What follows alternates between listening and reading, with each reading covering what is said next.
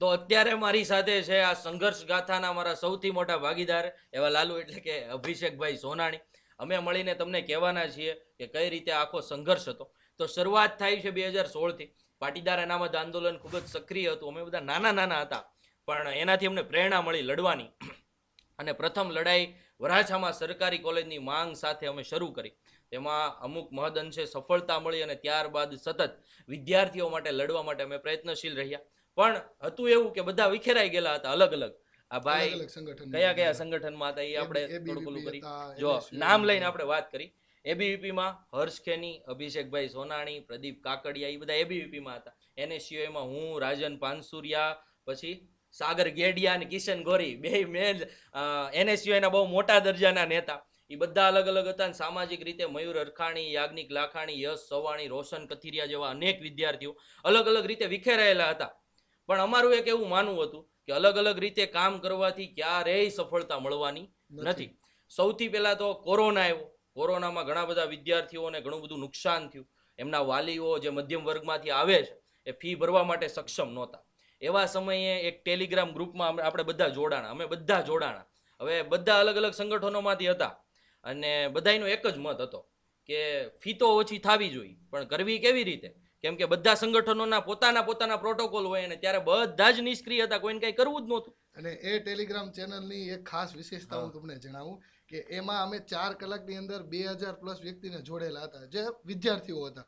પણ જ્યારે ground level ઉપર આવવાની વાત થઈ ત્યારે એમાંથી માત્ર જે 15 વિદ્યાર્થીઓ હતો એ જ સામેલ થયા. એનાથી ઈ વસ્તુ સાબિત થઈ છે. પહેલી વસ્તુ તો વિદ્યાર્થીઓમાં જાગૃતતા નહોતી. અમે 10 વિદ્યાર્થીઓ, મેં તમને જે નામ લઈને કીધું એટલા વિદ્યાર્થીઓ ભેગા થયા અને પહેલા તો નક્કી થયું કે આપણે બધાએ તો પહેલી વસ્તુ એક થવું જોઈએ. એમાં ઘણી બધી ઉપાધિઓ હતી કે ભાઈ તો પછી સંગઠનનું શું કરશું? આપણે બધા એક થશું તો અમને સંગઠનમાંથી કાઢી મૂકશે, આમ કરશું તેમ કરશું. તોય અમે છેવટે મળી અને એક આંદોલન કર્યું અને યુનિવર્સિટીમાં એક પડકારજનક મુકાબલો કર્યો અને એમાં અમે વિદ્યાર્થીઓની 12% ફી પ્રથમ વખત માફ કરાવી. છેવટે ઘણા બધા પોલિટિકલ ઇસ્યુ આવ્યા, પણ એ બધાને અમે નજરઅંદાજ કર્યા અને અમે બધા એક થયા અને અમે અમારા બધાના સંગઠનો મૂકી દીધા, રાજીનામા આપી દીધા અને અમે એક સંગઠન ઊભું કર્યું જેનું નામ હતું વિદ્યાર્થી યુવા સંગઠન અને વિદ્યાર્થી યુવા જોગ. બંને નામે અમે એને અલ્ટરનેટિવ હકાવતા અને વિદ્યાર્થીઓ માટે લડવાની શરૂઆત અમે બધાએ ભેગા મળીને કરી. બધા જ લીડરો હતા. એમાં એવું નહોતું કે આ લીડર, બધા જ નેતૃત્વ કરતા વ્યક્તિઓ હતા, પણ બધા એક થયા હતા અને એક થવું જરૂરી હતું કારણ કે વિદ્યાર્થીઓ માટે લડવાનું હતું. ખાલી માત્ર ને માત્ર પોલિટિક્સ કરવાનું એ અમારો ક્યારેય સિદ્ધાંત રહ્યો નથી. સરદાર સાહેબની વિચારધારા સાથે અમે સંકળાયેલા હતા. એક સંગઠનને આગળ લઈને ચાલવાનું હતું, એ મુજબ ચાલ્યા. હવે વિદ્યાર્થી યુવા સંગઠન અને આ વિદ્યાર્થી યુવા જોગ, જેને અમે અલ્ટરનેટિવ હકાવતા, એમાં અમે ઘણા બધા આંદોલનો કર્યા અને એમાં ઘણા બધામાં મહદઅંશે સફળતા પણ મળી. અને ત્યારથી થોડા લોકોના નજરમાં આવ્યા, સામાજિક વ્યક્તિઓના નજરમાં આવ્યા. પછી અમને એવી સલાહ મળી કે તમારે બધાએ રાજકીય રીતે હોવું જોઈએ. ત્યારે અમારા બધાનો માત્ર ને માત્ર એક જ મંતવ્ય હતો. એ મંતવ્ય એ હતો કે પ્રોટોકોલમાં નથી રહેવું. જો પ્રોટોકોલમાં રહેશું તો વિદ્યાર્થીઓ માટે લડાઈ નહીં લડી શકીએ. એટલે પ્રોટોકોલમાં નથી રહેવું. એટલા માટે અમે કોઈ પણ રાજકીય પક્ષની વિદ્યાર્થી પાંખે જોઈન કરવા માંગતા નથી. હા, આખરે આમ આદમી પાર્ટીની જે વિદ્યાર્થી ભાગ છે, છાત્ર યુવા સંઘર્ષ સમિતિ, કે જેને અત્યાર સુધી એક બહુ લાંબો વેવ આપ્યો અને વિદ્યાર્થીઓ ખરેખર એમને ઓળખતા થયા અને એક સકારાત્મક વિદ્યાર્થી પાક તરીકે અમે એને અત્યાર સુધી ચલાવી. અમે એવો નિર્ણય લીધો કે જો એ અમને અમારી રીતે ચલાવવા મળતી હોય, જ્યાં કોઈ પણ પ્રોટોકોલ નહીં, અમને લાગશે કે અહીંયા વિદ્યાર્થીઓ માટે લડવાનું છે, ત્યાં અમે લડશું. આપણે પેલા ચોખવટ કરી હતી, યાદ છે અભિષેક? વિદ્યાર્થીઓના હિતમાં અને અમારા નિયમ મુજબ ચાલશે આ પાક, કે નહીં અમારો કોઈ ઉપરી હોય આમાં. યસ. એમાં એક સ્ટોરી એવી હતી કે આમ આદમી પાર્ટીના એક વ્યક્તિ હતા કે જેઓ પોતે અત્યારે કોલેજના ટ્રસ્ટી, એમની કોલેજમાં જ કંઈક ઇસ્યુ આવ્યો. તો પ્રશ્ન એવો થયો કે આપણી પાર્ટીના વ્યક્તિ સામે કઈ રીતે આપણે બોલશું? પણ નહીં, અમે કીધું તું બોલવું છે એટલે બોલવું છે. વિદ્યાર્થીઓ સાથે કોઈ પણ કોમ્પ્રોમાઇઝ નહીં. વિદ્યાર્થી હિતના પ્રશ્નો હશે ને આ કદાચ મારો સગો ભાઈ હોય તો બોલવાનું, એવું આપણે નક્કી કર્યું. કોઈ પણ પક્ષનો વ્યક્તિ હોય. હા, અને અમે અમારા જ પાર્ટીના એક વ્યક્તિ સામે પડ્યા અને વિદ્યાર્થી હિત માટે અમે લડ્યા ને એમાં સફળતા પણ મેળવી. એટલે અમારું સંગઠનનો એક જ મોટિવ હતો, સકારાત્મકતા. પાર્ટી પોલિટિક્સ બધું પછી પહેલા વિદ્યાર્થી હિત માટે લડવાનું, એના માટે જ વિતરા હતા. અને એના કારણે જ એ સિદ્ધાંતને વળગી રહ્યા ને એટલા માટે અત્યારે તમે બધા અમને ઓળખો છો, ભલે થોડા ઘણા ઓળખો છો, પણ અમને ઓળખો છો. આગળ ને આગળ સતત વધતા રહ્યા અને CYSS ને અમે ઊભું કર્યું અને જે આ હું તમને 10 વ્યક્તિઓની વાત કરું છું જે અલગ અલગ સંગઠનોમાંથી આવ્યા હતા, પછી એબીવીપી હોય, એનએસયુ માંથી બધા ભેગા થયા અને CYSS સુરતની સ્થાપના થઈ. એ અમારા સંઘર્ષના સાથીઓ છે. હા, અને અમારો પહેલો 14 જણાનો જે મોટિવ હતો એ એક જ હતો, નેતૃત્વ એ આપણે બધા સાથે મળીને કરશું, સાથે મળીને આગળ જશું. વિદ્યાર્થીઓના પ્રશ્નોમાં એકોય વખત બાંધછોડ કરશું નહીં, ક્યાંય પણ લાગવક પણ કરશું નહીં.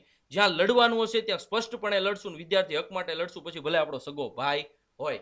હવે આમાં ઘણા બધા ઇસ્યુ આવ્યા, કેમ કે અમે સામાજિક રીતે અને પોલિટિકલી રીતે ઉતરા તો ઓબ્વિયસલી પરિવારથી લઈને ઘણી બધી જગ્યાએ સંઘર્ષોનો સામનો કરવો પડ્યો, જેની પણ આપણે વાત કરશું. પણ એની અગાઉ અમે એ વસ્તુ મૂકીએ કે CYSSની સ્થાપના કઈ રીતે થઈ. તો 13 જણા ભેગા થયા.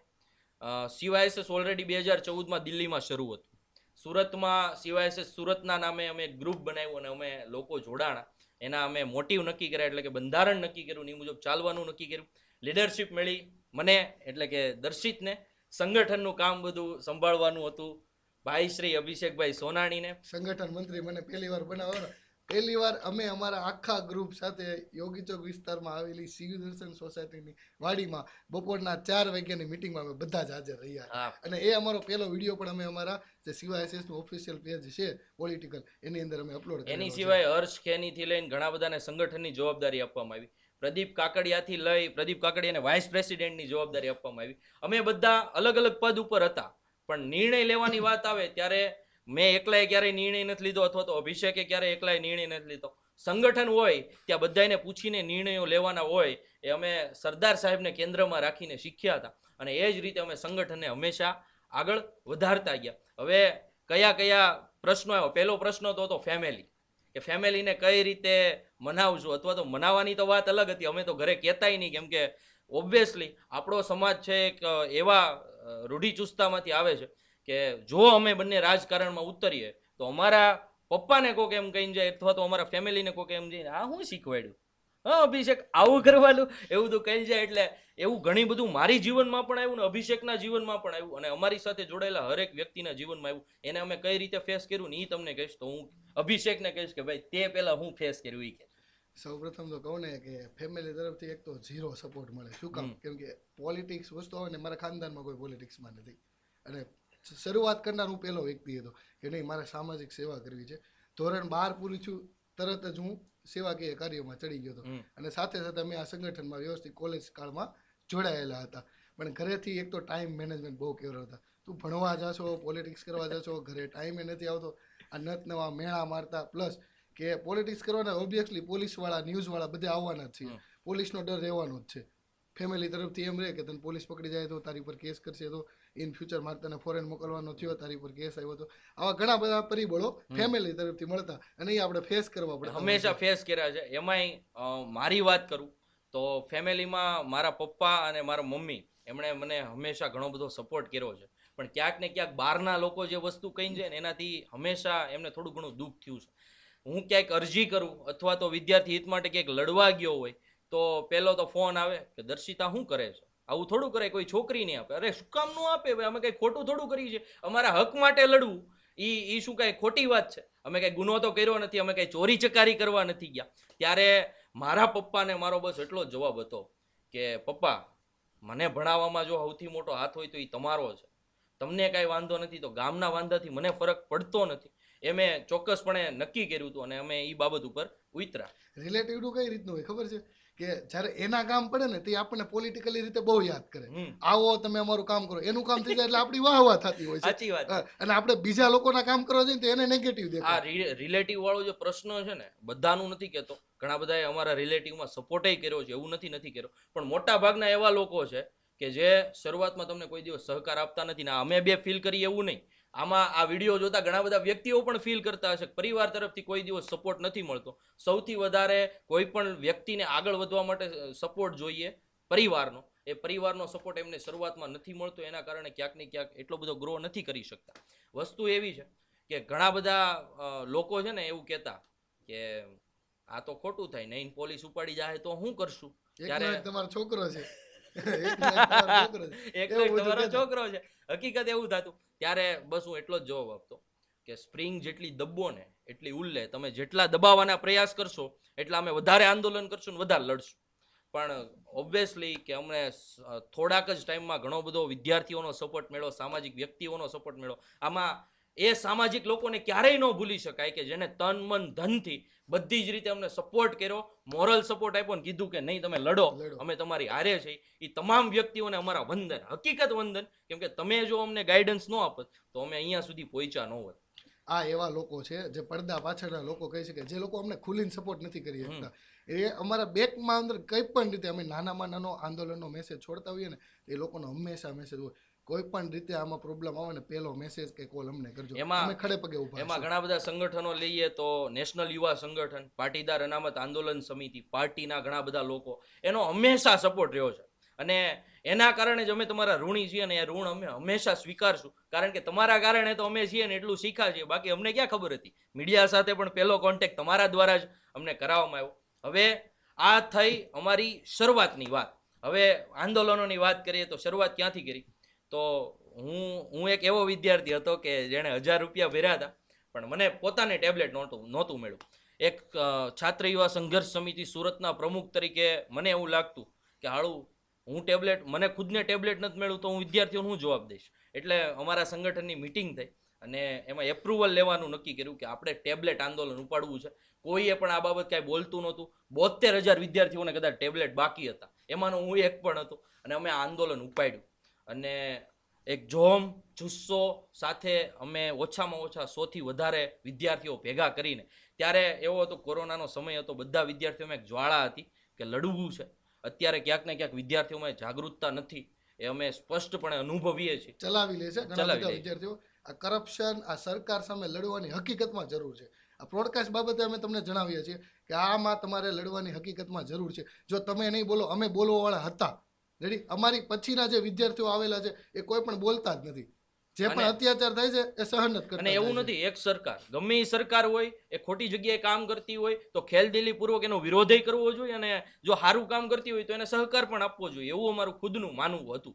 એટલે અમે સૌથી પહેલું આંદોલન નક્કી કર્યું, ટેબ્લેટ આંદોલન, કે જેમાં અમે 100થી વધારે વિદ્યાર્થીઓ પ્રથમ વખત યુનિવર્સિટી ગયા. અને યુનિવર્સિટી જઈ અને અમે સ્પષ્ટપણે એવી રજૂઆત કરી, કાં તો ટેબ્લેટ આપો, કાં તો અમારા જે 1000 રૂપિયા પેટે અમે જે રૂપિયા ભર્યા છે એ અમને વ્યાજ સહિત પાછા આપો. ટેબ્લેટ તો આપવામાં ન આવ્યા, પણ અમારી જે રજૂઆત હતી એ આખા ગુજરાતમાં લોકોના દિલ સુધી સ્પર્શી અને આખા ગુજરાતમાંથી અમને એટલે કે CYSS સુરતને સમર્થન મળવાનું શરૂ થયું. ત્યારે પ્રથમ વખત પોલીસ પ્રશાસન એ મને ટીંગાટોળી કરી અને બસ સુધી, એમની જે પોલીસની વેન હતી એની સુધી લઈ ગઈ હતી. આ ઘટના બનીને એની પહેલા અમે 4 કલાક યુનિવર્સિટીનો આખો વહીવટી અમે ઘેરાવ કર્યો હતો અને યુનિવર્સિટીને તાળું મારી દીધું. ઇતિહાસમાં પહેલી વાર વસ્તુ બની છે. અને યુનિવર્સિટીની અંદર ઘણા બધા સંગઠનો આંદોલનો કરે છે, ઘણા બધા પોલિટિકલ સંગઠન, સામાજિક સંગઠન આંદોલનો કરતા હોય છે, પણ અમારું એકમાત્ર એવું સંગઠન હતું જેને કોઈ પોલીસનો ડર નહોતો. કાયદાને સાથે લઈને જ કામ કરતા હતા, કાયદો હાથમાં પણ નહોતો લીધો. પણ મેન કારણ અમારું એ હતું કે અમારે અમારું જે ન્યાય છે એ મળવો જોઈએ. એમાં એક વસ્તુ અભિષેકે કીધું એટલે હું તમને કહી દઉં, કાયદો અમે ક્યારે હાથમાં નથી લીધું એનું કારણ છે કે અમારું સંગઠન એટલું સકારાત્મક હતું, બધો યુથ જ હતું, યુવા જોશ જ હતું. અમે ધારત તો ભાંગી તોડીને અમારું કામ કરવી શકત, પણ અત્યાર સુધી યુનિવર્સિટીના ઇતિહાસમાં એક ગ્રીલ નહીં, એક કુંડું અમારા દ્વારા તોડવામાં નથી આવ્યું ને એનું અમને ગર્વ છે. કારણ કે અમે માનતા હતા કે એ સરકારી પ્રોપર્ટી છે ને, એમાં ક્યાંક ને ક્યાંક અમારા પપ્પાએ ને અમે ટેક્સ ભરેલો છે, એટલે અમે ક્યારેય એને કોઈ દિવસ નુકસાન પહોંચાડ્યું નથી. કેમ કે એ અમારા વિદ્યાનું મંદિર હતું. 4 કલાક આંદોલન કર્યા બાદ અમને પહેલી વાર ડિટેન કરવામાં આવ્યા. ધ્રુજતા હતા હકીકત, અમે પહેલા ક્યારેય ડિટેન નહોતા ત્યાં. અને પોલીસની વેન આવી, પણ અંદર એક જુસ્સો હતો, કહેવાય ને કે ભગતસિંહ જેવા અમારા બધાના, અમે ભગતસિંહ સાથે તો અમારી જાતને ક્યારેય સરખાવતા નથી, સરખાવી ન શકીએ, પણ એ સમયનો માહોલ કેવો છે ને, અમે બધા, અમારામાં એક જૂનૂન હતું કે આ તો ગમે એ થાય લડવું છે એટલે લડવું છે. અને ત્યારે બધાય સાથે મળીને અમે નક્કી કર્યું. અને ખાસ કરીને અમારે એક મહિલાની ટીમ હતી, એ છોકરીઓ પોલીસની વેનની આગળ બેસી ગઈ. આ હિંમતને અમારે દાદ દેવી પડે. હા, અમારી જે ગર્લ્સ વિંગ છે એને ખરેખર વંદન કે એમણે હિંમત દેખાડી. અમને જ્યારે લઈ જતા હતા ટીંગાટોળી કરીને, એ ફોટો ગુજરાત સમાચારે ક્લિક કર્યો અને પેપરમાં છાપવામાં આવ્યો. અને ત્યારબાદ ફેમિલીમાં ઘણા બધા ઇસ્યુ થયા, પણ અમને જ્યારે લઈ જતા હતા ત્યારે આગળ અમારી જે આખી ગર્લ્સ વિંગ છે એ બેસી ગઈ. એ હિંમત તમે જુઓ કે જે વિદ્યાર્થીનીઓ ક્યારેય કોલેજમાં શિક્ષક સામે ન બોલી શકતી હોય, એ પોલીસ પ્રશાસન સામે પડીને અમારી વાનની આગળ બેસી ગઈ કે નહીં લઈ જવા દઈએ એટલે નહીં લઈ જવા દઈએ. ત્યારે અમને લડવાનો વધારે જુસ્સો મળ્યો. અને જ્યારે બીજા દિવસે એ દિવસે તો આખા ગુજરાતમાં અમે છવાઈ ગયેલા હતા. અમારી ઉપર ઘણી બધી ડિબેટો ચાલતી હતી, પણ બીજો દિવસ ખરેખર ફેસ કરવા જેવો હતો, કારણ કે બધા જ પેપરના બીજા પાનાની હેડલાઇન એવી હતી કે જેમાં અમારો ટીંગાટોળી કરી, પોલીસ ટીંગાટોળી કરીને લઈ જતી હોય એવો ફોટો હતો, તમને સ્ક્રીન પર પણ દેખાતો હશે. અને નીચે લખેલું હતું કે છાત્ર યુવા સંઘર્ષ સમિતિની ટેબ્લેટની માંગ બાબતે એમને ડિટેઇન કરવામાં આવ્યા. અને એ ધરપકડ વાળો ફોટો ઓછામાં ઓછા 70 થી 80 લોકોએ મારા પપ્પાના ફોનમાં મોકલ્યો. અને પછી મારા પપ્પાએ મને કીધું કે આ રીતનું કઈ રીતનું એમ. એટલે મેં એમને સમજાવ્યું, પપ્પા આ રીતનો પ્રશ્ન છે, મારા પણ 1000 રૂપિયા અમે ભરેલા છે અને મને પણ હજી સુધી ટેબ્લેટ નથી મળ્યું, એટલે અમે લડાઈ લડી છે. ત્યારે મારા પપ્પાને થોડુંક એવું લાગ્યું કે આ ખોટું થાય છે, પણ મેં મારા પપ્પાને સમજાવ્યું કે પપ્પા, હકની લડાઈ લડતા તો તમે જ શીખવાડ્યું છે, દાદાએ કીધું છે. મારા દાદા હંમેશા કહેતા, હકનું આવે ત્યારે મૂકવાનું નહીં, કદાચ ગમે એ હોય. અને એના માટે અમે સતત લડતા હતા. હું તો સિદ્ધાંતનું જ પાલન કરતો હતો. સતત ને સતત લડાઈ અમે લડતા રહ્યા. ત્યારબાદ બીજા ઘણા બધા આંદોલન થયા. આપણે ઓલી વાત કરીએ 32 કોલેજોના ખાનગીકરણ વાળી, તો તું જ શરૂઆત કરે. 32 કોલેજના ખાનગીકરણમાં સૌથી શરૂઆત અમે કરી ને તો એમટીબી આર્ટ્સ કોલેજ. આર્ટ્સના મારી કોલેજ દેશમાં બેસ્ટ જે કોલેજ હોય ને તો એમટીબી છે. યસ, 102 વર્ષ જૂની કોલેજ છે આઈ થિંક. એમાં શરૂઆતમાં એડમિશન સેકન્ડ યરમાં હતા ભાઈ. અને એ જ કોલેજનું ખાનગીકરણનો પ્રશ્ન આવે તો જાવું ક્યાં? એટલે સાથે જ નિર્ણય કર્યો કે નહીં, આ બાબતે તો આપણે હકીકતમાં લડવું જોઈએ. એટલે અમે રિસર્ચ કર્યું તો ખબર પડ્યું કે 2012માં જે ગેજેટમાં સુધારો થવાનો હતો, જે ગ્રાન્ટેડ ઇન કોલેજો છે, ગ્રાન્ટેડ ઇન કોલેજો એટલે એવી કોલેજો કે જેને સરકાર ગ્રાન્ટ આપતી હોય, એના કારણે વિદ્યાર્થીઓની ફી જે 30,000 હોય ને એની જગ્યાએ તમારે 3400 થી 3500 નોર્મલ ફીમાં તમને ભણાવે. હવે ગ્રાન્ટેડ ઇન કોલેજોનું જો ખાનગીકરણ થઈ જાય તો પાછી ફી 3400 માંથી 30,000 થઈ જાય. અને જે કાંઠા વિસ્તારના વિદ્યાર્થીઓ છે કે જે આદિવાસી પટ્ટામાંથી આવે છે, ઘણા બધા વિદ્યાર્થીઓ અહીંયા ભણવા આવે છે, એમને ઘણું બધું નુકસાન થાય એમ હતું. બારડોલી કોલેજ છે, એની સિવાયની આખા ગુજરાતની 32 કોલેજો કે જે મોસ્ટ ઓફ એમાં કાંઠા વિસ્તારના વિદ્યાર્થીઓ ભણે છે, કે જે બિચારા 3400 રૂપિયા ફી પણ માંડ ભરી શકતા હોય, એની માટેની આ લડાઈ હતી. અને એમાં વિક્રમસિંહ રાજપૂતની લડાઈ પણ અમે આ વિડીયોમાં યાદ કરીએ છીએ કે વિક્રમસિંહ રાજપૂતે બારડોલી કોલેજને બચાવવા હાટું 500 વિદ્યાર્થીઓને રોડ ઉપર ઉતાર્યા હતા, અને કોઈ છે ને રેલીને રોકી નહોતું શક્યું, ને એના પડઘા આખા ગુજરાતમાં પડ્યા હતા. અને અમે શું કર્યું હતું, તો અમે તો આવી રીતે કોલેજ અને એક આપણે જેજેડ શાહ કોલેજની ગર્લ્સ અમારી પાસે આવી હતી કે કોલેજમાંથી એમ કહેવામાં આવ્યું હતું કે જો આમાં ક્લાસ કે એવું કંઈક થશે તો અમે કંઈક આગળ નિર્ણય લેશું. એટલે અમે એવો નિર્ણય લીધો હતો કે આંદોલન તો કરવું જ છે, કારણ કે આ 32 કોલેજોમાંથી એક કોલેજમાં હું પણ ભણતો હતો, મને ખબર હતી કે શું પરિસ્થિતિ છે. એટલે અમે આવી રીતે નોર્મલી બેઠા હતા અને નક્કી કર્યું કે શું કરવું. એટલે વાત એવી થઈ કે જો યુનિવર્સિટી જઈને બેસશું તો આ લોકોના કાનમાં કોઈ પડઘા પડવાના નથી, કાંઈક ઇનોવેટિવ કરવું જોશે જેથી આખી ગુજરાતની મીડિયા એની નોંધ લઈ અને સરકાર ઉપર દબાણ વધે. આથી અમે 50 બાય 50નું એક આખું પુલ રોકી લઈને એવડું બેનર બનાવ્યું, જે ફોટો પણ તમે સ્ક્રીન પર જોઈ શકશો. અઠવા લાઇન્સ જે પુલ છે કે જે આખી સરકારી ગલી કહેવાય, સરકારી રોડ કહેવાય, જે બધા સરકારી ખાતા આવેલા છે, એ રોડ પરથી અમે 32 કોલેજોનું ખાનગીકરણ હટાવો અને વિદ્યાર્થીઓનું ભવિષ્ય બચાવો એવી ટેગલાઇન સાથે 50 બાય 50નું આખું પુલ રોકી લઈને એવું બેનર અમે ફરકાયું. અને એ વિડીયોથી લઈને ફોટોથી લઈને બધું અમે વિડીયોમાં મૂકશું, તમે જોઈ શકશો. એના કારણે વિક્રમસિંહ રાજપૂતની રેલીના કારણે આખા ગુજરાતમાં એવો પડઘો પડ્યો. અને 32 કોલેજનું ખાનગીકરણ છે અમે સ્પષ્ટપણે રોકીએ કે આજ સુધી અમે ગેજેટમાં ફેરફાર થવા નથી દીધો, અને આવનારા વર્ષોમાં પણ ભલે અમે મૂકી દીધું છે, પણ આવનારા વર્ષોમાં પણ મારી કોલેજ, હું જે કોલેજમાં ભણ્યો છું, એની સિવાયની 32 કોલેજ કે જેમાં કાંઠા વિસ્તારના વિદ્યાર્થીઓ ભણે છે, એને તકલીફ થઈ આ ગ્રાન્ટેડ ઇન કોલેજનું જેથી ખાનગીકરણ થવાનું હશે ને ત્યારે સૌથી પહેલો મુદ્દો હું ઉઠાવીશ અને સૌથી પહેલું આંદોલન હું કરીશ, એની ગેરંટી પણ હું તમને આપું છું. એની સિવાયના હવે કયા મુદ્દાઓ, કયા આંદોલનો ઉપર આપણે ચર્ચા કરશું, અમે ઘણું બધું લખેલું છે. તો શિક્ષણ મંત્રી વાળી સ્ટોરી આપણે લેવાની, એ બહુ ઇન્ટરેસ્ટિંગ છે, તમને બહુ મજા આવશે. તો હું કહું તું કે છો શરૂઆત તમારી. તો સ્ટોરી એવી હતી કે 72,000 વિદ્યાર્થીઓને ટેબ્લેટ તો બાકી જ હતા, અનેક આંદોલનો કર્યા, પણ આ જડ જેવા સમજતા જ નહોતા શું કરવું. કેમ કે અધિકારીઓથી લઈને બધાને કઈ મગજમાં જ નહોતું, એને એમ કે વિદ્યાર્થીઓ ભૂલી ગયા, પણ અમે ભૂલ્યા નહોતા. હકીકતી 72,000 વિદ્યાર્થીઓને ટેબ્લેટ અપાવવાના હતા એટલે અપાવવાના જ હતા. તો હું અને મારો સાથી મિત્ર સાગર ગેડિયા, અમે બંને એક જગ્યાએ મિલ્કશેક પીધા હતા, અને વિચાર આવ્યો કે આજે એને ક્યાંક મેસેજ વાંચ્યો ફોનમાં કે આજે શિક્ષણ મંત્રી સુરતમાં આવે. તો શિક્ષણ મંત્રી સુરતમાં આવે છે ત્યારે શિક્ષણ મંત્રી હતા માજી શિક્ષણ મંત્રી હતા અત્યારે તો જીતુભાઈ વાઘાણી ત્યારે શિક્ષણ મંત્રી હતા. કે જીતુભાઈ વાઘાણી સુરતમાં આવે છે. એટલે મેં કીધું 72,000 વિદ્યાર્થીઓને ટેબ્લેટ બાકી છે, જીતુભાઈનું સ્વાગત તો કરવું પડે. 100% તો કઈ રીતે કરવું એ ઉલે સાગર વિચારતા હતા. એટલે અમે બંને વિચાર્યું કોઈને કેવું નથી, આપણે બંને જઈ અને એના સામા મોઢે કહી, જીતુભાઈ વાઘાણીને સામે મોઢે કહી ભાઈ તમારે ટેબ્લેટ આપવાના છે કે નહીં. અને હું ને સાગર આ કોઈને કાંઈ ખબર નહીં, માહિતી જ નહીં, બે જ વ્યક્તિ. અને સાગર ગેડિયાને આમાં અમે ડિસ્ક્રાઇબ કરીએ ને તો સાગર ગેડિયા અમારા ટીમનો એવો ફાયર સમિતિ હતી. એ ફાયર સમિતિ હતી, અત્યારે લંડન છે, અત્યારે યુકેમાં છે ને બહુ સારી એવી ત્યાં એ પ્રોફેશનલ લાઈફ જીવે છે. પણ એક સમયે વિદ્યાર્થી નેતા હતો એટલે અમે એને બહુ સારી રીતે યાદ કર્યું, જેણે પણ વિદ્યાર્થીઓ માટે ઘણું બધું કર્યું છે. તો અમે કોઈને પણ કોઈને કીધા વગર અહીંયાથી ગાડી લઈને નીકળ્યા. ભગવાન મહાવીર કોલેજનો ફંક્શન હતું, પદવીદાન સમારોહ હતો, ત્યાં અમે ગયા અને ત્યાં જઈ અમે આંદોલન કરવાનું નક્કી કર્યું. તો આંદોલન કરવું કઈ રીતે, એટલે તો સૌથી પહેલા બેનરો છપાવ્યા કે જીતુભાઈ ટેબ્લેટ આપો, નમો ટેબ્લેટ, વિદ્યાર્થીઓના બાકી છે 72,000 વિદ્યાર્થીઓને ટેબ્લેટ બાકી છે, ટેબ્લેટ આપો, એવા બેનરો બનાવ્યા. હવે હું ને સાગર ભગવાન મહાવીર કોલેજની સામે આમ ઊભા, એટલું પોલીસ પ્રશાસન બધું જ હતું, પણ ક્યાંક ને ક્યાંક ભગવાનને પણ આંદોલન થવા દેવું હશે. બધા પોલીસવાળા અમને ઓળખતા હતા, છતાં પણ કોઈ અમને એકવાર નથી પૂછ્યું તમે શું કરો છો. અને અમે તેથી નક્કી કરીને ગયા હતા કે ભાઈ શિક્ષણ મંત્રીનો વિરોધ કરવા જઈએ છે, આજ વિદ્યાર્થીઓ માટે માર ખાવો પડે ને તો માર ખાઈ લેવાનો છે, બાકી આ ટેબ્લેટની ધાડ બેસાડીને આવવાની છે. અને ડરતા હતા તો બે, કેમ કે માર ખાવાનો પ્રશ્ન હતો. તો ઉંમર હતી 19 વર્ષ, 19 નહીં 20 વર્ષ, તો ત્યારે 20 વર્ષ થઈ ગયા, 20 વર્ષ. ઓકે 20 વર્ષની ઉંમર હતી. અમે બંને ઊભા રહ્યા, હું ને સાગર આમ ઊભા હતા. સાગર મને કે દર્શિત ત્યાં પોલીસ બહુ છે, શું કરશું?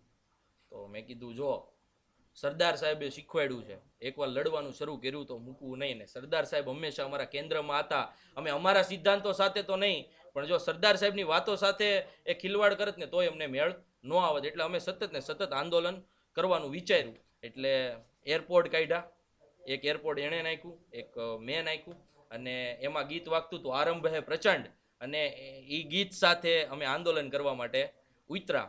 જેવા જ જીતુભાઈ વાઘાણી આવ્યા એટલે મેં પોસ્ટર ઊંચું કર્યું બોલ્યો ટેબ્લેટ આપો, ટેબ્લેટ આપો, જીતુભાઈ ટેબ્લેટ આપો એમ. એટલે બધા આશ્ચર્યચકિત થઈ ગયા કે આ અચાનક શું થયું. જીતુભાઈને પણ એવું લાગ્યું કે આ વિદ્યાર્થીઓ શું બોલી રહ્યા છે.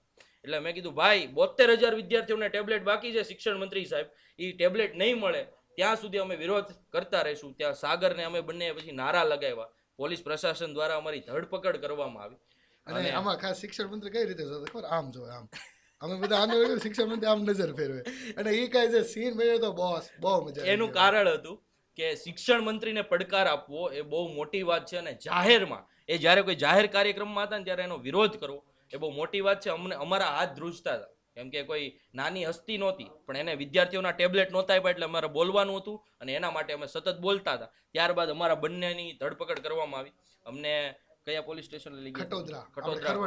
ખટોદરા પોલીસ સ્ટેશને લઈ ગયા હતા. અચાનક વિડીયો વાયરલ થયા, વાતો સ્પ્રેડ થઈ કે દર્શિત કોરાટ અને સાગર ગેડિયા દ્વારા ટેબ્લેટ માટે શિક્ષણ મંત્રીનો વિરોધ કરવામાં આવ્યો. આ વિરોધના પડઘા આખા ગુજરાતમાં પડ્યા.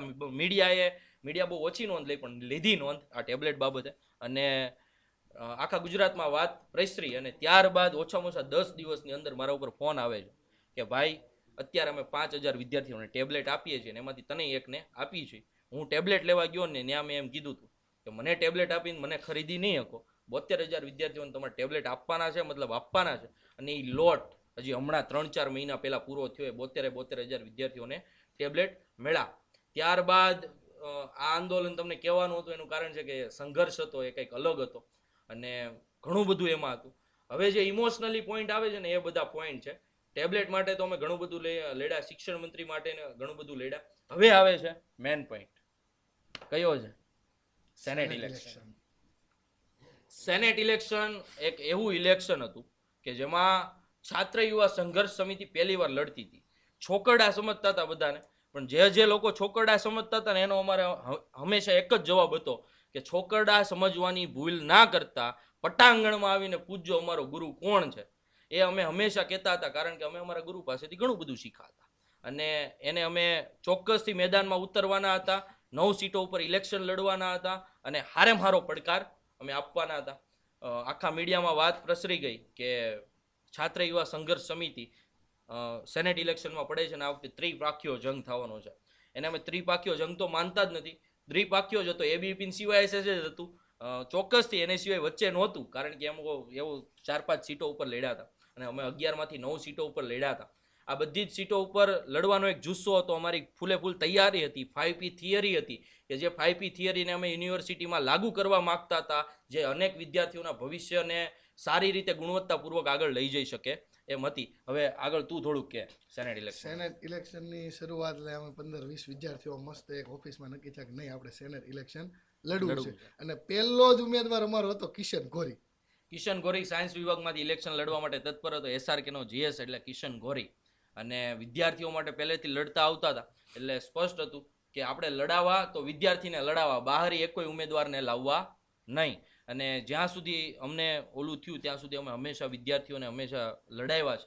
અને આ ઇલેક્શનમાં પણ અમે વિદ્યાર્થીઓને ઉતાર્યા. એક મોટી પ્રેસ કોન્ફરન્સ થઈ અને પ્રેસ કોન્ફરન્સમાં એવી ધાડ મારી દીધી કે બંને પક્ષના જે નેતાઓ હતા એના અમારી ઉપર ફોન આવવાના શરૂ થયા કે ભાઈ થોડુંક જોજો, આ સીટ ઉપર હું લડું છું, અથવા તો આમ. એ તો ઘણી બધી ચર્ચાઓ છે કે જેમાં ગઠબંધનની ઘણી બધી વાતો થઈ, પણ છેવટે અમે લડ્યા. એ બાબતમાં અમને ખાસ કહીએ કે 20 વર્ષની ઉંમરની અંદર જો આ રીતના અમારા ઉપર ફોન કોલ આવતા હોય તો પછી સંઘર્ષ તો આપણે હંમેશા આપણે જે વાત કરીને એ વાત કહીએ કે અમારી પાસે એક 60 વર્ષ જૂની થાળી હતી કે જેમાં 56 જાતના પકવાન હતા. એક એનાથી પણ જૂની થાળી હતી કે જેની સ્થાપના 1951માં થઈ હતી.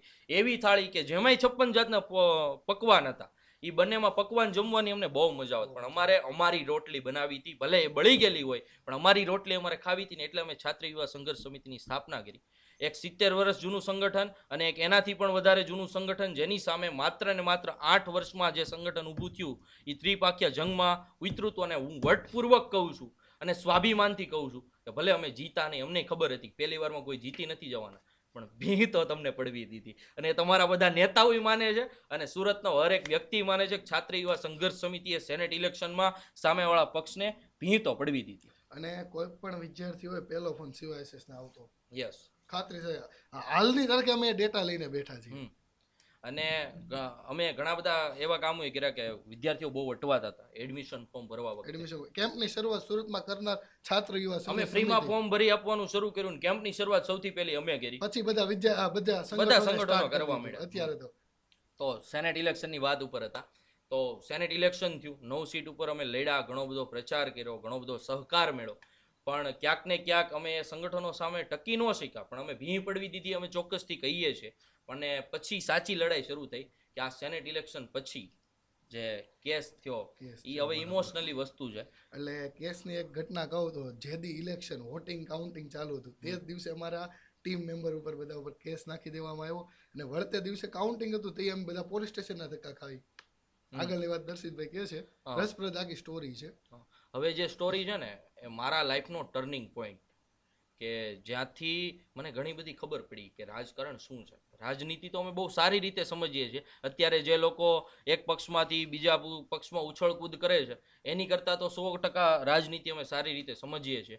પણ એ ઘટના એવી હતી કે જેનાથી મને બહુ દુઃખ થયું. હું ઘણું બધું રોયો એનાથી. પહેલી વાર રાજનીતિમાં મારા આંખમાંથી આહુડા જતા હતા. વસ્તુ એવી હતી કે આ જ બધા બાંધણામાં સામેવાળા સંગઠને મારી ઉપર કેસ કર્યો અને એ કેસ એક છોકરી પાસે કરાવવામાં આવ્યો. આપણે નામથી લઈને કોઈ પણ બાબતે ઓલું નથી કરતા, પણ દર્શિત કોરાટ ઉપર છેડતીનો કેસ કરવામાં આવ્યો.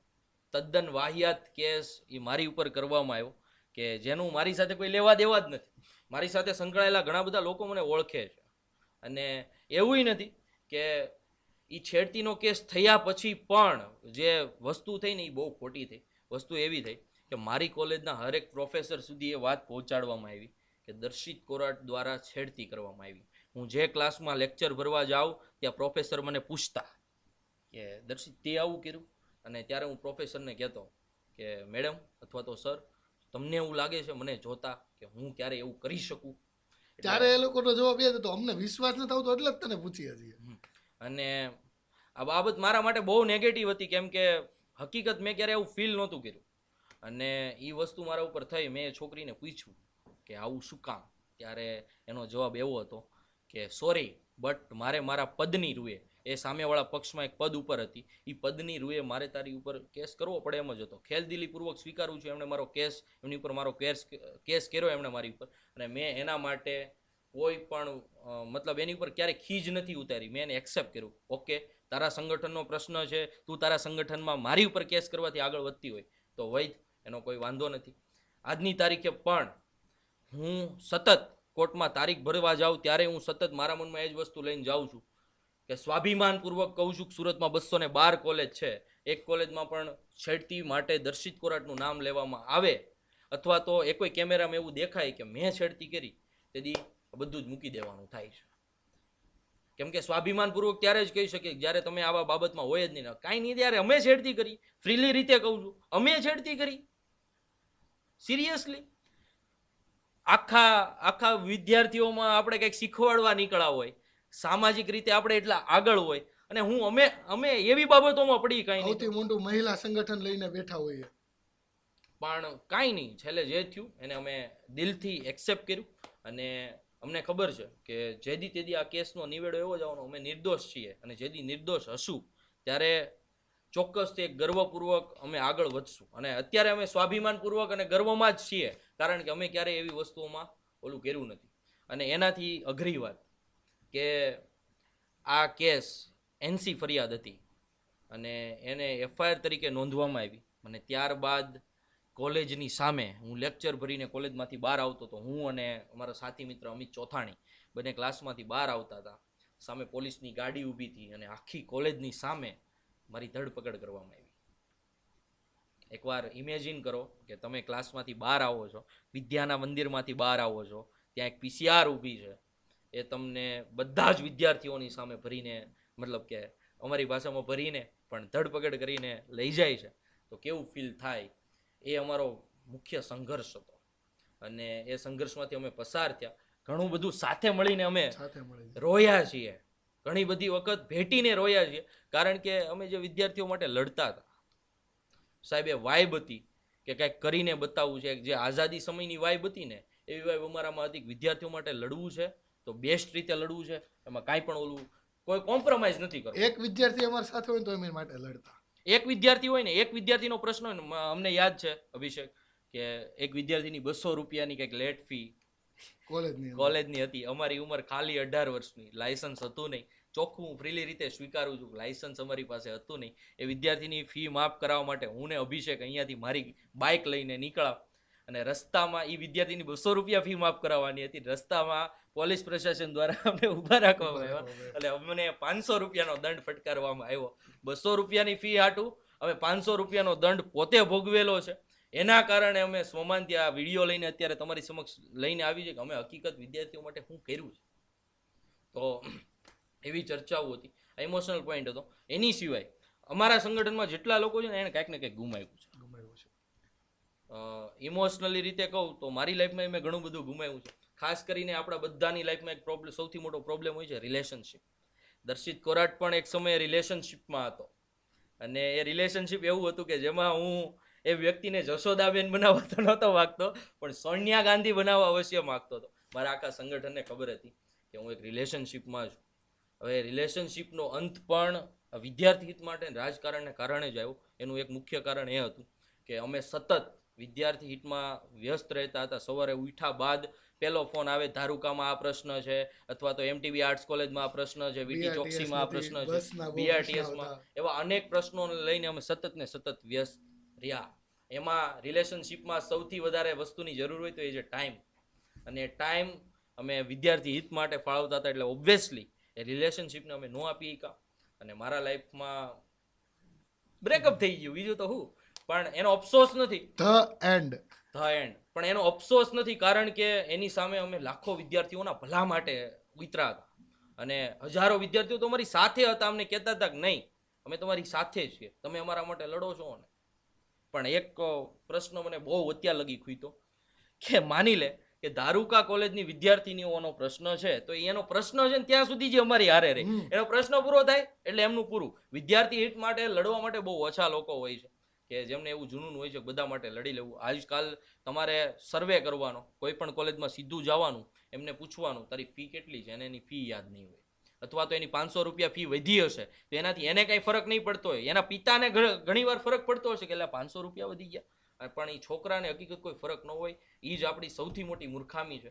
વિદ્યાર્થીઓનું ભવિષ્ય છે ને સુધારવું એ માત્ર સરકારના હાથમાં નથી, વિદ્યાર્થીઓના પોતાના હાથમાં છે. એ જ્યારે મહેનત કરશે ને ત્યારે એમાં વધારે સુધારો લાવી શકશે. આમાં ખાસ બાબત એ છે, જેટલી આપણે સફળ થઈએ ત્યારે જેટલી જે પ્રશંસા મળે ને એટલા નિષ્ફળ થઈએ ને એના એ જ લોકો આપણી વાતો કરતા હોય છે. અને ઘણા બધા વિદ્યાર્થીઓ અમને એવા જોવા મળ્યા છે જેના માટે અમે લડેલા છીએ, પણ એક સમય એવો હતો કે એના માટે લડવા છતાં અમને પરિણામ નહોતું મળતું ને ત્યારે એના એ જ લોકો થતા શું ધોળે આવતા હશે આ લોકો.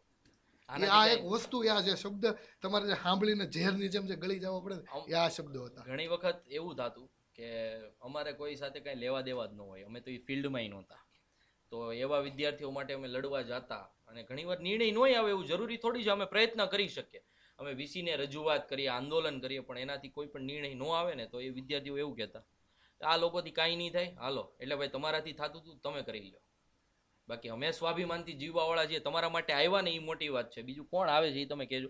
આમાં હકીકત પ્રશ્ન એવો છે કે એક કહાવત છે કે ભગતસિંહ જોતા બધાને છે પણ પોતાના ઘરમાં નહીં, બાજુવાળાના ઘરમાં. હકીકત આ જ વસ્તુ ઉપર સતત કામ કરતા રહી. હમણાં સરદાર સાહેબ ઉપર મેં એક વિડીયો લોન્ચ કર્યો હતો. વિડીયોમાં એવું કહેવામાં આવ્યું હતું કે સરદાર સાહેબની 1950માં એમનું નિધન થયું અને ત્યારબાદ 1951માં એમને ભારત રત્ન આપવામાં આવ્યો. એક એવા વ્યક્તિ જેને અખંડ ભારત બનાવ્યું, જેણે અનેક કોમ્પ્રોમાઇઝો કર્યા, જેને વડાપ્રધાન બનાવવામાં આવતા હતા ગાંધીજીના કહેવાથી એમણે વડાપ્રધાન પદ છોડી દીધું, એમને ભારત રત્ન 40 વર્ષ પછી આપવામાં આવ્યો. મેં એક વિડીયો મૂક્યો હતો, એટલે નીચે એક ભાઈની કોમેન્ટ આવી. કોમેન્ટ એવી હતી કે હાલી હું મેળા છો કે સરદાર પટેલ સ્ટેડિયમનું નામ બદલીને નરેન્દ્ર મોદી સ્ટેડિયમ કરી નાખ્યું છે, એ મુદ્દે તમે કઈ બોલતા નથી. એટલે ભાઈ ખાલી અમે જ બોલવાનો ઠેકો લીધો છે. કોમેન્ટ કરનાર વ્યક્તિને મેં નીચે કોમેન્ટમાં જવાબ આપ્યો, કાંઈ નહીં ભાઈ, હું તમારી સાથે છું, ચાલો બંને કાલે ગાંધીનગર જઈએ, ત્યાં વિધાનસભાનો ઘેરાવો કરીએ, આપણે 10 દિવસ અમરનાથ ઉપવાસ કરવાનો છે. એ ભાઈનો કોઈ રિપ્લે જ નહીં. આનાથી એ સાબિત થાય છે કે માત્ર ને માત્ર કોમેન્ટો કરવી છે, તમારે ચીંધવું છે કે તમે આમ કરો. સલાહ દેવાવાળા ઝાઝા મળશે, સહકાર દેવાવાળા નહીં. આ વાત ખાસ યાદ રાખજો. હવે પાછા અમે ફેમિલી ઉપર આવી તો એક સમય હતો કે જ્યારે ફેમિલીમાંથી ઘણા બધા લોકો અમારો વિરોધ કરતા હતા. આ 5 વર્ષના ગાળામાં વિરોધ એટલે કેવો વિરોધ? ફોન નો ઉપાડવા દે, કાંઈ જવા ન દે, બધણી એક પ્રકારની એક જેલ જેવો માહોલ લાગતો. અને ઘરે આવે તોય નકરું ટોકમ ટોક, એકદમ 3 ઇડિયટ્સ જેવું. આવી ગયા રખડીને, હું કાઢી લીધું, હે હું વિચારું છે આગળ શું કરશો? આ બધા ટોન હતા યાર, નકરી આંદોલન જ કરવાના છે, લકરા તમારે કોલેજના ધક્કા જ ખાવાના, ધંધો ખાવાનો છે. આ હાટું મોટા કર્યા હતા, બહુ બધા શબ્દ એવા આવતા હતા. પણ હકીકત માતા પિતાને હંમેશા આપણું ટેન્શન રહેતું હોય ને, એમાં આવા ફેમિલીના જે અમે અમુક આડકતરા લોકો છે એ આપણા માતા પિતાનું ટેન્શન વધારતા હોય. અત્યારે અમારા બધાના મમ્મી પપ્પા એ અમારા ઉપર પ્રાઉડ ફીલ કરે છે, અમે દિલ ઉપર હાથ રાખીને કહી શકીએ. એટલે આજની તારીખે અમારું ફેમિલી છે એ અમારી ઉપર ઘણું બધું પ્રાઉડ ફીલ કરે છે. જે ફેમિલી મેમ્બર છે આજના તારીખે ઘણા બધા સરકારી કામ એના અટવાતા હોય અથવા તો કંઈક હોસ્પિટલનું કામ હોય અને એમાં અમારાથી ભલામણ થાય ને એનો 5-6 હજાર રૂપિયા ઓછા થતા હોય તો અમને ઘણા બધા એવા વ્યક્તિઓ મળેલા છે જેણે અમને અમારા ફેમિલી મેમ્બરોએ જેમ કીધું છે કે નહીં, જે તે સમયે ઓકે હતું અને તમે જે લાઈનમાં છો એ ઓકે છે. હવે આ આખા સંઘર્ષ દરમિયાન ઘણી બધી ડાર્ક સાઈડ રહી કે જેમાં અમે હંમેશા દુઃખી થયા. તો એ ઘણા બધા વસ્તુઓ થઈ જેમાં ઘણી બધી ધમકીઓ મળી. અમારા સંગઠનના ઘણા બધા લોકો રાઇટ ટુ ઇન્ફોર્મેશન એક્ટનો ઉપયોગ કરી અને વિદ્યાર્થીઓ માટે આરટીઆઈ કરતા હોય, એમાં ઘણી બધી ધમકીઓ મળી, ખોવાઈ જાઓ ને આમ કરી નાખશું તેમ કરી નાખશું. આ વિડીયોના માધ્યમથી કહી છે કે અત્યાર સુધી કંઈ ઉકાળી નથી લીધું અને આગળ કંઈ ઉકાળી નહીં લ્યો, જે થતું હોય ને એ કરી લેજો. બાકી વિદ્યાર્થી હિત હશે કે અમે આજની તારીખે ભલે અમે પોલિટિકલી બધું મૂકી દીધું પણ જ્યાં પ્રશ્નો હશે ત્યાં અમે ખરેખર ઊભા રહીશું. હજી આજની તારીખે વિદ્યાર્થીઓ સાથે છે. હવે કારણ આવે ઘણા બધા પ્રશ્નો છે, એમાં મેઇન પ્રશ્ન એક એવો છે કે તમે મૂક્યું હું કામ? તો એનો એક ચોખ્ખો ને સ્પષ્ટ જવાબ એવો છે કે અમારી ઉંમર હાલ 21-22 વર્ષની છે, બધાની સમથિંગ એટલી જ છે. તો આ ઉંમર દરમિયાન વિદ્યાર્થી કાળમાં અમારે જે કરવાનું હતું ને એ અમે સ્પષ્ટપણે કર્યું. અમારે જેટલા આંદોલન કરવાના હતા 68થી પણ વધારે અમે આંદોલનો કર્યા અને એમાં ઘણા બધા સફળ થયા, ઘણા બધા નિષ્ફળતા મળી. બે પાસા હોય છે. એમાં અમે ઘણું બધું શીખ્યા. હવે આજે 4 વર્ષનો અમારો જે સંઘર્ષનો ગાળો છે ને વિદ્યાર્થી કાળનો હતો, વિદ્યાર્થી નેતા તરીકે હતો. એમાં પોલિટિકલી વધારે ઢબ નહોતો, એક ઇમોશનાલિટી હતી કે વિદ્યાર્થીઓ માટે લડવું છે અને વિદ્યાર્થીઓ માટે કંઈક કરવું છે. રાજકારણ પહેલાં તો અમારામાં જ કોઈ દી નથી આવ્યું. ઘણા બધા ફાટા એવા હોય છે કે અંદરો અંદર રાજકારણ કરતા હોય છે. અમારામાં એક એવો રૂલ હતો કે અભિષેક ને પ્રદીપ કાકડિયારે કંઈક પ્રોબ્લેમ હોય અથવા તો વિવેક પટોળિયાને અમારી બંને સાથે કોઈ પ્રોબ્લેમ હોય, આ બધા અમારા સંગઠનના લોકો છે, તો મોઢે મોઢ કહેવાનું. એક ઓફિસમાં બેસીને એનો નિર્ણય લાવવાનો, ઘરની વાત ઘરમાં રાખવાની, બહાર ગઈ એટલે અમે એને ઢીકે પાટે મારતા. આ આપણે કોની પાસે શીખ્યા? સરદાર સાહેબ પાસે. હકીકત આમાં અમે ઘણું બધું એમાં ઇમ્પ્રુવમેન્ટ લાવ્યા. સોરી વાગી ગયું તો એવું ઘણું બધું અમે કર્યું. સંગઠનને લઈને ઘણા બધા નિર્ણયો લીધા. મૂકવાનું કારણ એક જ કે 21-22 વર્ષના વિદ્યાર્થીઓ છે યાર, અમારી પણ આગળનું એક કરિયર છે. રાજકીય રીતે અને વિદ્યાર્થી નેતા તરીકે અમારે જે કરવાનું હતું એ ચોક્કસથી કર્યું. હવે થોડોક અમારે બિઝનેસમાં પણ ધ્યાન આપવાનું હોય. એવું કાંઈ નથી કે અમે આ પાર્ટી મૂકીને બીજી પાર્ટીમાં જવાના હતા. અમે હકીકત રાજકારણ મૂક્યું છે. અત્યારે અમે એક પણ પાર્ટી સાથે નથી, એવું અમે સ્પષ્ટપણે કહી શકીએ. પણ વિદ્યાર્થીઓના પ્રશ્નો હશે ત્યાં અમે ચોક્કસપણે ઊભા રહીશું. અમારાથી જેટલું થતું હતું એટલું કર્યું. હવે અત્યારે દર્શિતની ને અભિષેકની જરૂર છે, એટલે અમે અમારા માટે થોડું ઘણું જીવી લઈએ યાર. કેમ કે આ 3-4 વર્ષનો ગાળો છે કે જે અમારા કરિયરનો ગાળો છે. હકીકત મની આની વગર કાંઈ નથી. તો એની માટે હવે અત્યારે મહેનત કરીએ છીએ. અભિષેક અત્યારે કોડ્સ એન્ડ મલ્ટીમીડિયા ઇન્સ્ટિટ્યૂટ ચલાવે છે. અમારા સંગઠનના ઘણા બધા સાથીઓ કે જે એક સમયના બહુ મોટા વિદ્યાર્થી નેતાઓ હતા એ અત્યારે અલગ અલગ વિદેશોમાં સેટ છે. ખાલી રાજકારણમાં કે વિદ્યાર્થી હિતના કાર્યો નહોતા કરતા, સાથે સાથે અમારી ટીમ સાથે જે પણ લોકો સંકળાયેલા હતા ને બધા અત્યારે વેલ સેટ છે. એ પણ અમે ગર્વ સાથે કહી શકીએ. અને વેલસેટ થઈ રહ્યા છે, એમાંય કોઈ ખોટું નથી. એટલે અમે અત્યારે ઘણા બધા અમારા સમાજ શ્રેષ્ઠીઓ છે એમની પણ સલાહ હતી કે હવે તમે થોડાક કરિયરની દિશામાં ધ્યાન દો. એટલા માટે અમે એક એવો નિર્ણય લીધો છે કે હાલ અલ્પવિરામ મૂકી, લડવાનું તો અમારાથી બંધ થવાનું નથી, પણ એક અલ્પવિરામ મૂકીએ કે અલ્પવિરામ મૂકી થોડુંક અમે અમારી ઉપર ધ્યાન આપીએ. કારણ કે યાર વારંવાર તો અમે બ્રેકઅપ કરવાના નથી. એટલે સતત અત્યારે અમારા કરિયર ઉપર ધ્યાન છે. હવે એની સિવાય કાલની સ્ટોરી છે એમાં ઘણા બધા પ્રશ્નો પૂછાણા હતા, તો એ પ્રશ્નો ઉપર આપણે થોડીક ચર્ચા કરી લઈએ. તો એ સ્ટોરીના માધ્યમથી જે પ્રશ્નો હતા ને એ પ્રશ્નો હું અત્યારે તમારી સમક્ષ મૂકું છું. એ કયા કયા પ્રશ્નો હતા, મેન પ્રશ્નો લઈએ. એમાં ઘરના ઘણા લોકોએ એમય કીધું છે હું હાલે છે ને આમને તેમને, એ નથી લેતા. પણ હકીકતમાં જે પ્રશ્નો લેવાય એમ છે એની આપણે અત્યારે ચર્ચા કરીએ. એમાં મેન પ્રશ્નો તો સામાન્ય વિદ્યાર્થીથી લઈ વિદ્યાર્થી નેતા દર્શિત કોરાટ સુધીની સફર બહુ હાર્ડ હતી. ખરેખર ઘણું બધું શીખા. અને જ્યારે પોલીસ પ્રશાસન એટલે પોલીસ સ્ટેશનનો પહેલી વાર દાદરો ચડ્યા ને સાહેબ, એ ઉંમર હકીકત ત્યાં ઓલી કરવાની નહોતી, પણ અમે વિદ્યાર્થી હિત માટે લડ્યા. બહુ ઊંડી સફર હતી. એ સફરની અમે વાત કરી. અનેક ધમકીઓ, એવું બધું તો ઘણું બધું લોકો એવું તો આ લોકો અત્યાર સુધીમાં પ્રાપ્ત શું કર્યું, મેળવ્યું હું, તો અમે એ વસ્તુ મેળવી છે. એક તો સૌથી પહેલા તો લોકોનો વિશ્વાસ કઈ ટાઈપનો હોય આપણા ઉપર, આપણી સાથે કેવા લોકો હોય, આપણા સારા કાર્યમાં કેવા લોકો હોય, આપણા ખરાબ કાર્યમાં. એટલે આપણેથી ભૂલ થઈ, ખરાબ કાર્ય ભાઈ કરતા નથી, પણ ભૂલ થઈ હોય ત્યાંની. અને આ અમે એ વસ્તુ કહીએ છીએ કે એવું નથી કે અમારાથી કંઈ થતું નહોતું. અમુક જગ્યાએ પૈસાય મળતા હતા, અમુક જગ્યાએ એડમિશન, અત્યારે ઘણા બધા લોકો કરે જ છે, એડમિશન કરાવીને પૈસા મેળવે છે. પણ અમે ડંકાની ચોટ ઉપર કહીએ છીએ કે અમે જેટલી કરીને એટલી વિદ્યાર્થીઓની સેવા કરી, 1 રૂપિયો વિદ્યાર્થીઓ માટે કોઈ દિવસ લીધો નથી. એનું અમને સ્વાભિમાન છે ને ગર્વ છે. કાળો ડાઘો પડવા નથી દીધો, ક્યારેય નથી પડવા દીધો. સકારાત્મકતાથી હાલ્યા છે, એ હાલ્યા છે. પણ આમાં ઊંડાણપૂર્વક ઉતરી તો ઘણીવાર એકલા બેસીને રોઈ લીધું છે. અને ખાસ કરીને આ નાની ઉંમરની અંદર અનુભવો જાજા થયા છે. અમે જે શીખા ને, મારા સાહેબ છે જનકભાઈ સાવલિયા, એમનો એક મોટિવ હતો કે જીવતા જીવતા શીખવું અને શીખતા શીખતા જીવવું, જેની ઉપર અમે ખરા ઉતરા. અમે ઘણું બધું શીખા અને આમાંથી અમે ઘણું બધું જીવા. અને એક સંગઠન શું હોય ને, અને સંગઠન કેવું હોવું જોઈએ ને, એ લોકોને હકીકત અમારી પાસેથી શીખવું પડે. અમે મિત્રોની જેમ રહ્યા.